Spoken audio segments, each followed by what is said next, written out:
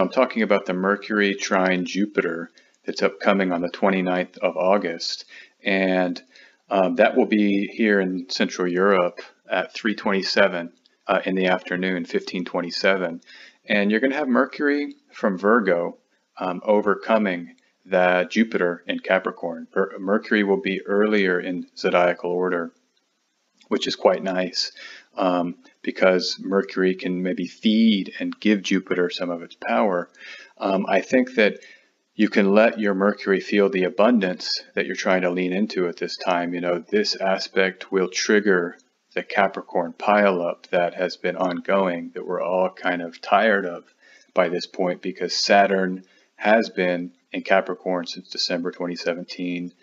Jupiter has been in Capricorn since December 2019. And it feels kind of overwhelming that those planets are still there. We're having to kind of trudge and hang on through the rest of this year until they both enter Aquarius in December. And remember, we did have that preview of 3 months of Saturn in Aquarius earlier this year from late March to early July. So that's going to give you a preview of what to maybe expect when the energy shifts. For me, it was a lot of it had to do with the online nature of reality and how many things shifted to online in a really profound and exaggerated way, with Zoom coming into strong prominence.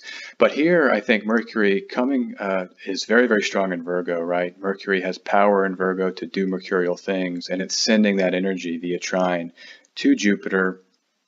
And the moon will actually be transiting through Capricorn during this transit too, which further activates the aspect. But I think what Mercury can do here is send technical details, things like covering all of your bases, double checking to ensure that goods are secured. This could be, checking the receipts, double checking that the email was received to confirm something. At maybe a higher level, this could be legal paperwork or anything to ensure that the monies or that the goods you're having to manage are protected. I'm using the fine-tuned abilities of Mercury. The other thing here is that during the trine, Mercury will be very close to this fixed star Asteron, and you can see here Asteron is in this constellation of Canis Venatici. These are two dogs that Bootes, the individual, the fighter warrior in the constellation Bootes, is holding these two dogs. And so you can think about them kind of as hunt dogs, or dogs that are helping him do his hunting. And Robeson talks about this constellation, the Canis Venatici, giving us a love of hunting, but it's a penetrating mind. And so it makes those born under it faithful, keen, clever, and fond of speculation. Those are all very mercurial things. And I think that we can see Mercury being with this star, giving us that keen, clever sensibility, can really fuel that Jupiter to help protect our assets during a time which for some has been abundant, right? Stock market at all-time high, but for some it's been very difficult and challenging. A lot of questions about, is there going to be support coming, and so use that clever, keen ability that Mercury has being conjoined with Asteron to kind of double and triple check, like I said, what's going on in your life.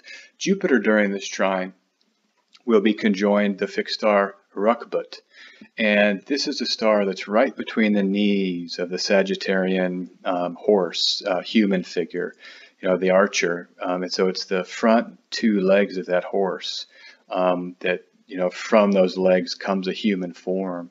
But this fixed star is quite interesting because it's like Saturn and Jupiter according to Ptolemy.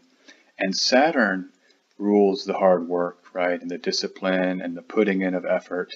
Now might be a good time to launch a side hustle. Now might be a good time to utilize skills that you've learned through hard work over time leading up into this moment. Now that Mercury's here, might help you launch that side hustle or that side skill and turn it into a business to earn some extra income. I think this aspect can support it, and really all of Virgo season with the Sun and Mercury in Virgo, it really asks us to dig into our skill set and kind of put the rubber to the road, get our hands dirty in that earth and make some stuff happen. This is an article that came out, on 24 August, and it's about how there's a lot of opportunity right now for people to launch side hustles because their jobs have been stalled, they're spending a lot of time at home. So I think this is a great time to turn that side hustle, like I said, into the business, or to put your product out there online and let people start giving you money for your services, add value to their lives. Two aspects I want to point out. So earlier in the day that Mercury will trine Jupiter, you have the moon being enclosed between the benefic planets. And I think it's an opportunity, anytime the moon's enclosed between the benefics, especially a waxing moon, we can think about what we want to grow, how we want to use that growing lunar energy that's given the special powers of Jupiter and Venus, and protected from anything else around it. How do we want to use that moment? And I always, again, turn to the lunar mansions. This is the 23rd lunar mansion, the Fortunate Aviator. And the title of the mansion is Sadbula. That's another term for it in the Arabic. But it's good for healing, divorce, and obtaining freedom. And I like that. This is the Lunarium summary from lunarium.co.uk. But sometimes when we separate from other people, it actually heals us to get away from the harmful people. If we haven't been able to negotiate with them or reach a resolution, we just have to separate. And that gives us healing. Stop the negativity and heal. And I like this lunar mansion for Jupiter's placement here, because Jupiter also signifies freedom, right? It's that great gift of freedom, that Jupiterian gift of freedom. But in Capricorn, you have this idea of separation.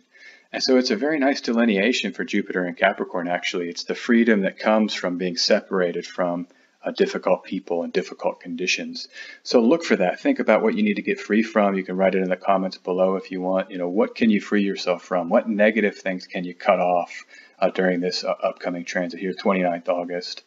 And then another transit the next day, I just want to point out here. This is a possible election. Saturn is strong in Capricorn, rules the waxing moon. The moon will be in Aquarius.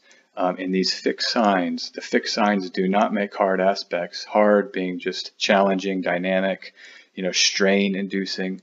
The moon isn't making those aspects to either Saturn, Mars, or those lunar nodes. And so it's a moon that's safe. I want the moon safe, and I want the ruler of the moon with dignity. And Saturn has good dignity in this chart in Capricorn, in the 9th house, or in the 12th house.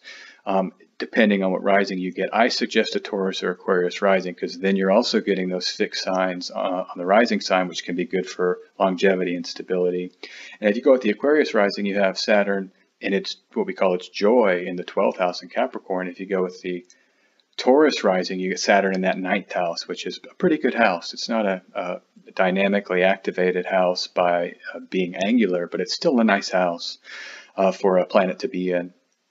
And remember, Aquarius are things related to technology, new structures, building your future, putting in structures into your life that can have legs for this next cycle, this next Aquarian cycle we're entering into. I'm recommending people that I talk with, my clients, that using this Aquarius energy to embrace the technological change that's coming. Don't be afraid of it. Embrace it. Okay, cardiomancy pull for this aspect is the King of Clubs. This is the great Fire King. It's the king that has dominion, that can control of his passion, that can deploy that energetic to create things of value, that uses that sort of creative, sexual, energetic spark that we all have embedded in us to manifest things of goodness for himself and for people in his environment. So it's a great masculine energy. Masculinity just being that active force, that kind of injecting force where we sort of initiate change through action. And Mars, of course, rules Aries. This is associated with the Emperor card in the Tarot. And both Mars and Aries are known to be that initiatory, active force. And it's separating. That's kind of the downside of this card, because anytime you take your power, you're actually taking it from people that might have power over you. So coming into your Emperor, coming into your King of Clubs for your own dominion means taking responsibility for your power and for your ability to enact and deploy that power in your environment. And we don't do that in a harsh way or a mean way, but often sometimes people are sad when you become the person you're supposed to be, because they lose that old you that they were relying on. So that's kind of some of the downside or the problematic energy with that cutting off that you can get with the Aries and the kind of rising into your own dominion. All right, as always, you can book an astrology reading with me, donation-based readings, Astrology for All, sjanderson144.com, and follow me on Instagram and Twitter at sjanderson144.